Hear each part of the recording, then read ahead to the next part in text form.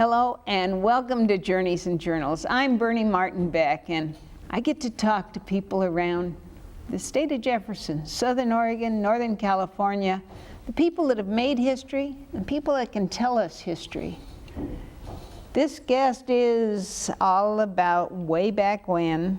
Not that he's that old, I don't mean that, but Williamsburg has his history and so does Grants Pass, and he's got a story about the coast.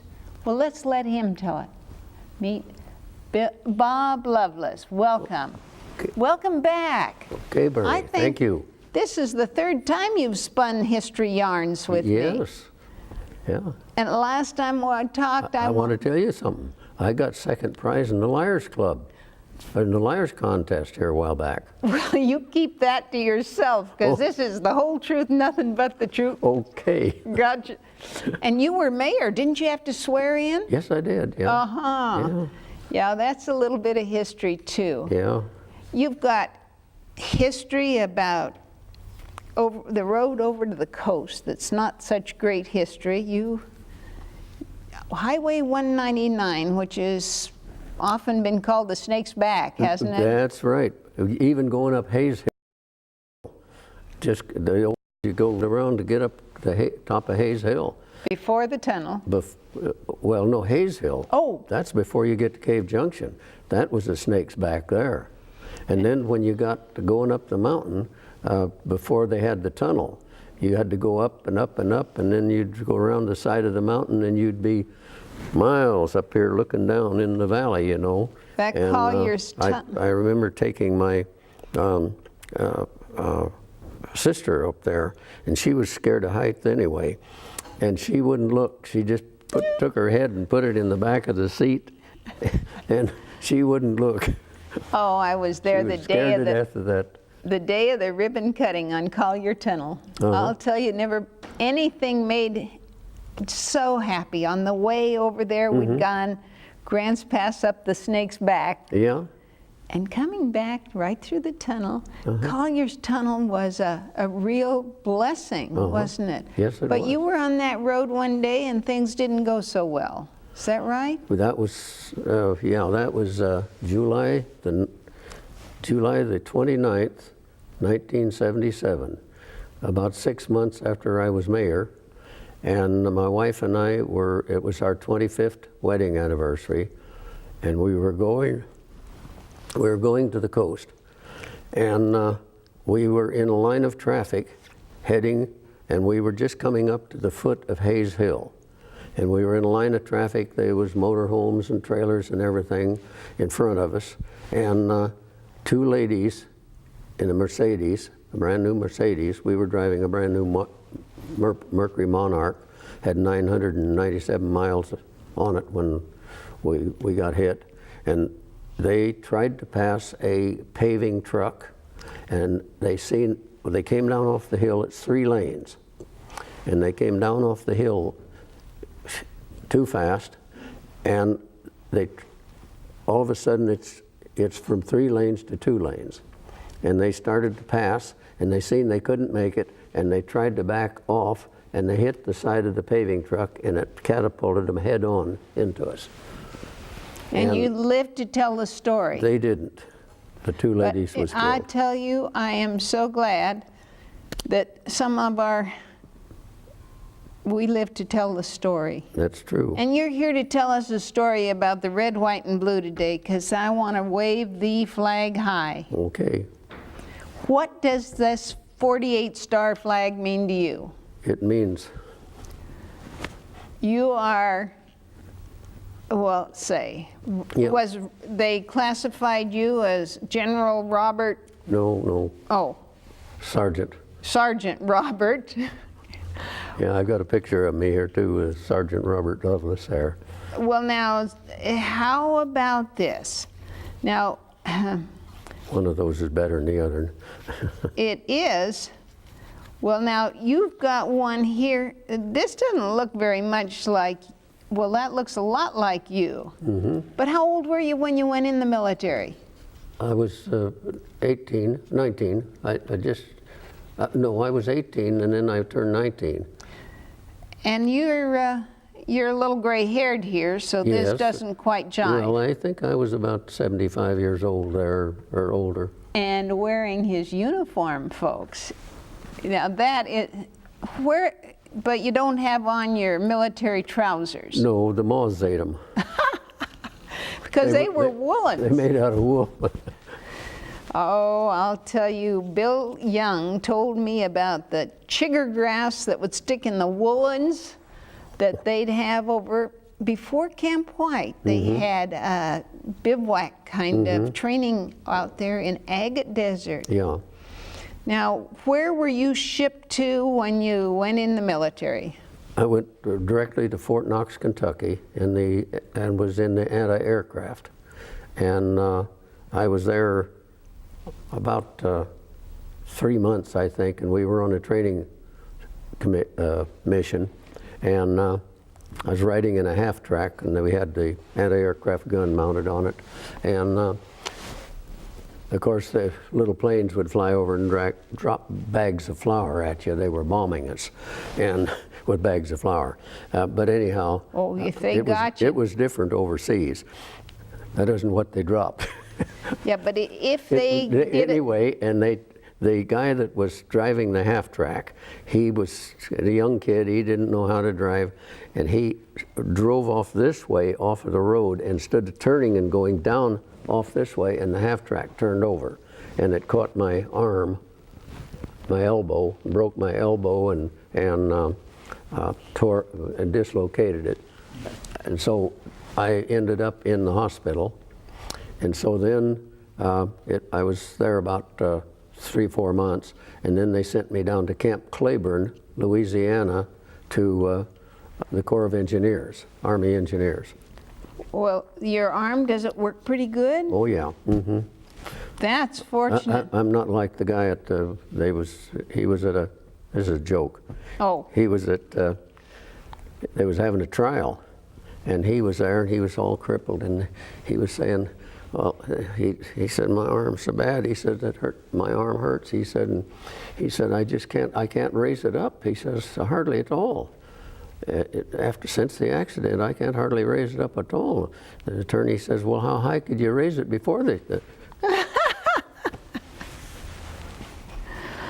oh boy. Well, we've seen you in uniform, gray hair and all. What'd you look like before?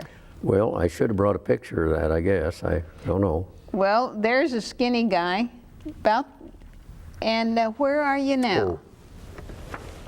Yeah, that's me and my daughter there. Daughter's name is what? Judy. Judy, and you're standing in front of your new home place. Tar paper shack. It really is. Yeah. Why? It was a 20 by 20 garage house, and I didn't have any money for siding, and I covered it with tar paper. And in order to hold the tar paper in place, I put vertical and horizontal, I think the other picture will show those, vertical and horizontal boards. Well, where'd you get these boards? Pardon? This is post-war, right? Yeah, this is after the war. And where'd you get the boards? Well, at those days, I could just go down to the sawmill, and they had all kinds of stuff they throwed away. They'd throw it in the burner and burn it. So I could get it for free. So I'd get it and take my saw and cut it out into 3-inch wide strips, and then I put it on there to hold the tar paper on.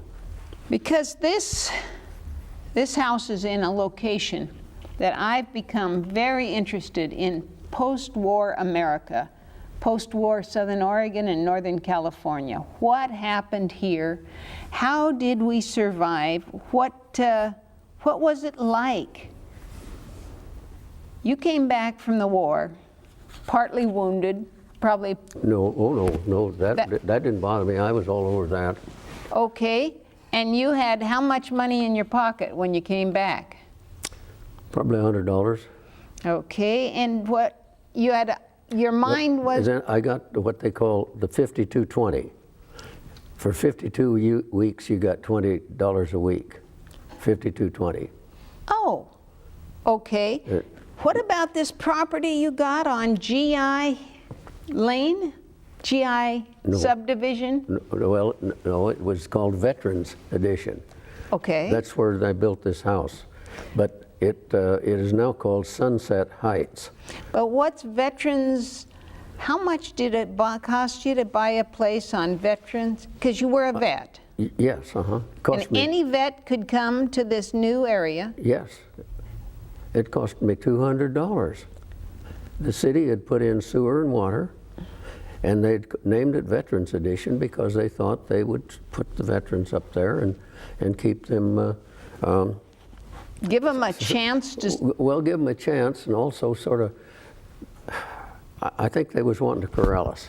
oh, I don't know. That's what I always thought. But anyway, the veterans didn't take to it very well. There was only Grove Holcomb moved up there, and Pete Miller, and I don't remember who all else. I think there was only about 3 or 4 of us that built houses up there. well, Mark Axtell tells me he and a buddy each put up equal money, and they got a piece of that property because they were just out of the war. Yes, I know. But his buddy needed a place sooner, and so he bought Mark out and built his home up there. So Mark never lived on Veterans Edition. No. But it's a gorgeous location just right from the hospital up the mountain.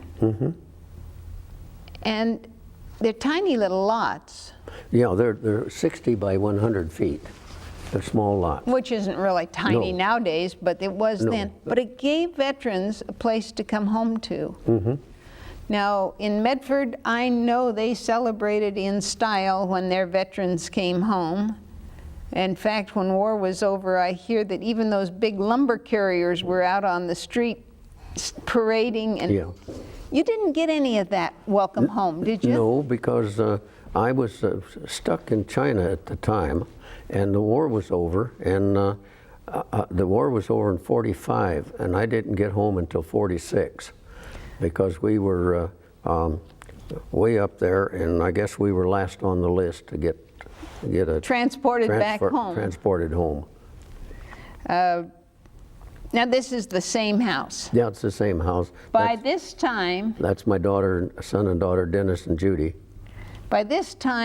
there was no longer the boards on the outside of the tar paper. You had real. I'd gathered enough money to put siding on. Now, did you ever use any lumber from military?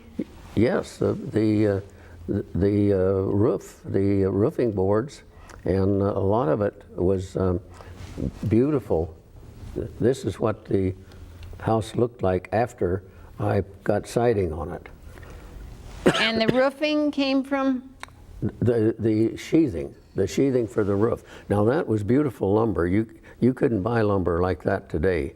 It was beautiful, clear sugar pine or white pine boards, and the only blemish on it was where you took the nails out. They had nail holes in it. And wasn't it stamped U.S. government? I don't remember seeing any stamp on it. Well, it might have been. I know some of the beams were because they were in Martin Studebaker. They got some war surplus. I'm interested in finding all the war surplus structures in Southern Oregon. And I know there's lots because I was out in Eagle Point and they invited into a home which had been a mess hall. I was invited into a home that was made from lumber. These Quonset huts, do you know about the Quonset huts? Yes, I always wanted to have one for a shop, but I could never get enough money together to buy the material for a Quonset hut. Well, I understand, Benny Spalding had one for down at yeah. And there's one out on 99. I'm told the Armory had a couple of old Quonset huts in Grants Pass and in Medford. I guess they were every place. Why? Well, they had lots of Quonset huts in Camp White, and I think you could buy the whole thing for $50 or $100, but you had to take it apart and move it. and a lot of people didn't have the facilities. Those pieces of those ribs of the Quonset, they were too big to put on your trailer and haul. You'd have to get a commercial hauler to haul them. So that's why there wasn't so many in Grants Pass. Over there, they could put them on the back of an old flatbed truck and haul them down the road and back roads. And Well, I was so lucky to hear about these chapel. The ribs of these chapels were so huge that they had to come on a flatbed, and there's one of them that's hardly been changed at all. I've been so fortunate to go hunting for these different houses and Quonsets, and the chapel is right behind KJO Radio out on Miracle Mile, I still call it, in Yeah. Grants Pass. But in Medford, they are all over. I understand that the Gold Hill Dance Hall was Camp White, it could have been, yeah. and the VFW Hall, and people tear the boards down and build their Yeah. house. Well, Pete Miller and I tore down a building over there, and that was some of the boards that I used in mine. By the way, the paneling on the inside my house, I took these nice big clean boards and paneled the inside of the house with it, or the inside of my garage with it. Actually, it was a garage house. And that's all history now? Yeah, it's gone.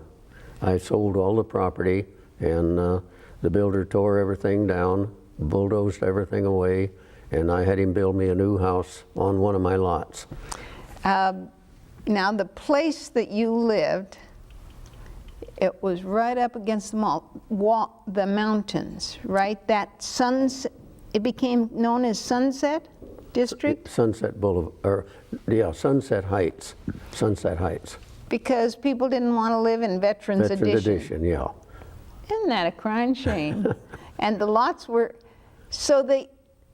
I understand you kind of became mayor of that part up there. Well, I considered myself a good neighbor. Well, at least lawnmower mayor. Oh yes. The park was kept by this man. The city park, I'm not sure, but I think that I had something to do with that park. Mr. Nifong, he was an old realtor. He was in his 80s, and he had a whole bunch of property, and he didn't know what to do with it. And he had those lots where the little West Hillside Park is. And he and I were talking one day. I'd talked to him about a lot of times about things, and he said, "Bobby," he said, why don't I just give you that?" He said, you'll have to pay the taxes on it. He says, "I owe $500 taxes on that." And he said, "I don't want to pay that. I ain't going to do nothing with those lots." So I said, "Well, I'd love to have it, but I don't have $500 either, because at that time, Nina and I just got married, and we had 3 kids, and we had to buy groceries and one thing and another. His kids and her kids and Yeah. So I said, he said, "Well, I'll just sign it over to you." And then he said, "You pay the taxes on it, you can have it." So, and there's about 10 lots in there, I think. oh, But anyhow, I thought about it, and one day I was over at Ole's Hamburger right. Cafe, and Bill Baldry was in there. The attorney, Bill Baldry. And we got talking, and I told him, "Bill, I could get these lots if I could get $500 to pay the taxes, but I don't want to borrow it, because then I'd have to pay it back, Yes. And how would I do it, because things are tight." And he thought a little bit. He said, "Well, why don't we do this?" He says, "Why don't we just sign it over to the city?" So that's how the Hillside Park happened. Generous, but you were in a jam anyhow. I was. Now I this got me out of a jam. this The park, city don't have to pay the taxes, right? But it gives a nice park in that area. Yes, it's real nice. We got a little playground there now. Now but you were known as a lawnmower or the, Well, yeah, I used to mow the park about 2 or 3 times a year because I couldn't stand for the grass to be so high down there. of course not. And then, of course, I had my acreage there too. I had 5 acres across the creek from my house. Now, And so I mowed that all the time. when these vets came home, they did something that we don't hear much about. But you guys rolled up your sleeves and went to work.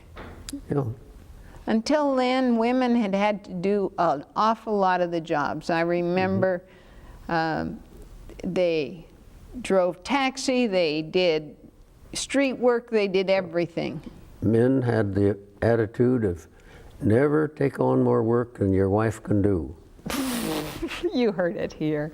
That was the wrong thing to say to me. Okay. Oh, speaking of women's work, you just mentioned some birthday party you went to.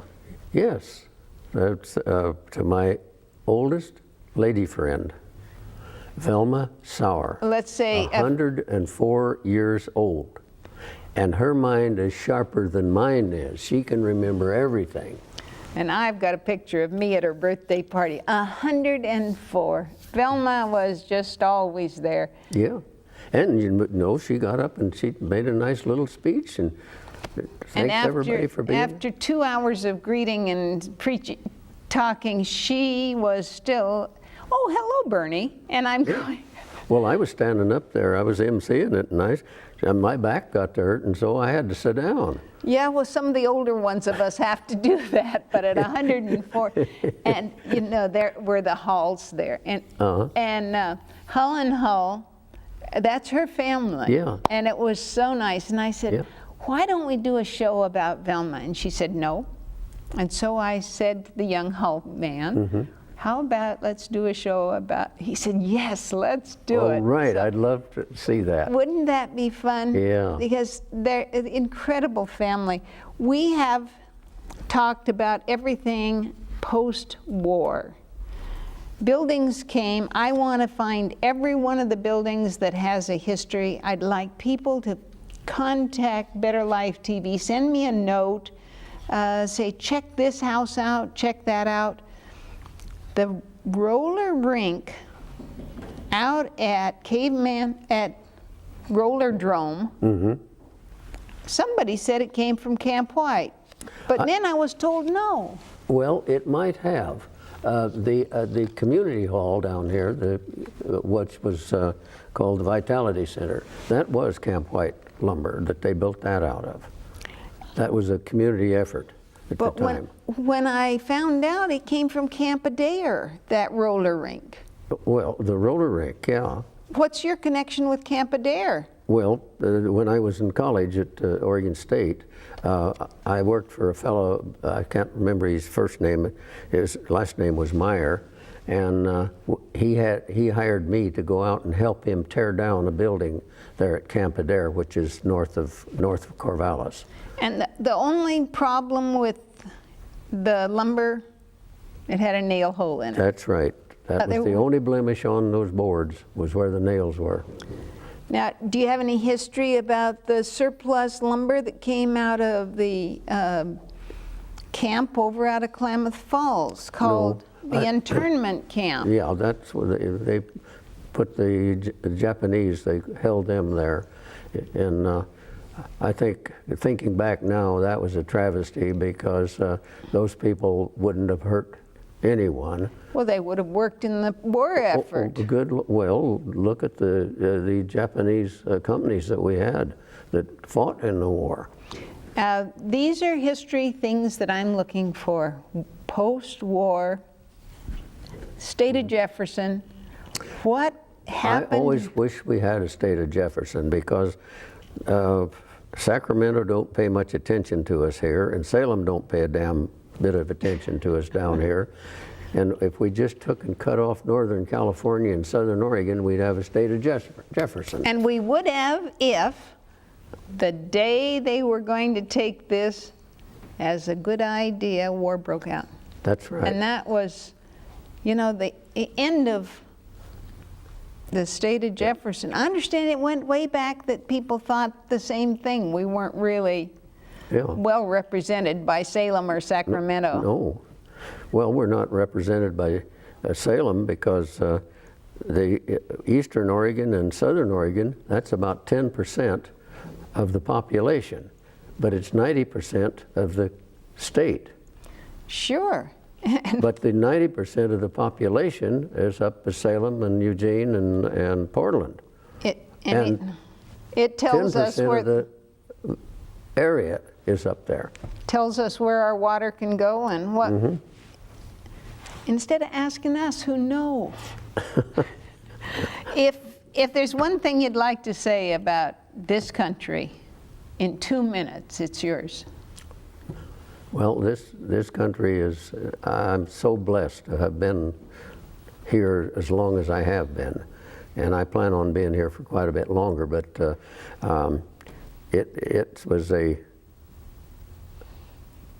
I was very fortunate to having been born here. And I've been to a lot of foreign countries since. And I have never seen one where I felt like I would have even thought about living there. We during the Cold War, went to Russia and visited. It was on a goodwill mission, and that's when I was mayor. And but anyhow, they had tight regulations there, and we're losing a lot of our freedom here by our own regulations. But I wouldn't trade it for anything in the world, and I wouldn't trade Grants Pass for any place in the world either. Well, I'm looking at that belt buckle, and I know what it says on your buckle, "In God We Trust." True, in God we trust. That's And true. I'll wave this red, white, and blue just as high and as loud. And I'm mighty proud of you and all the, oh, yes, sir, all the military men and women who served, because local women were not only in the medical corps, but they also served in all kinds of ways, here and over there. Thanks. Rosie the Riveter. Yeah. Thanks for tuning in. I'm Bernie Martin Beck, and it's just my privilege to talk to the people who know the history firsthand.